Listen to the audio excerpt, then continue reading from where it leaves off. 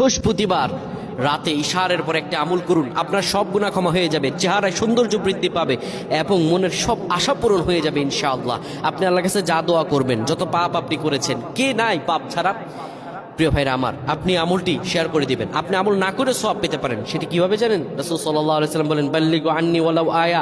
একটি আয়াত, একটি হাদিস, একটি আমল যখন তুমি জানতে পারো, সেটি শেয়ার করে দাও, সেটি সবার কাছে, তোমার ভাইদের কাছে জানিয়ে দাও। আপনি আমল না করে সওয়াব পাবেন। যদি আপনার একটি শেয়ারে অন্যজন আমল করে, তাহলে তার আমলের পার্সেন্টেজ থেকে আল্লাহ তাআলা আপনাকে সওয়াব দান করবেন। সুবহানাল্লাহ।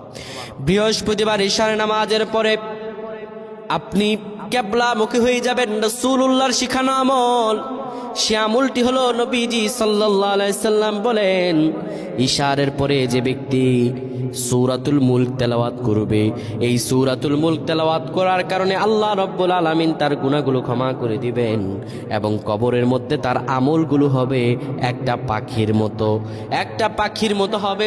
সেই পাখিটি এত সুন্দর হবে, তার আমলগুলো, সেই পাখিটি তার হয়ে ফেরেশতাদের সঙ্গে জবাব দিয়ে দিবে। আমার আল্লাহ রাব্বুল আলামিন দয়া করে, মায়া করে তাকে মাফ করে দিবেন। সুবহানাল্লাহ।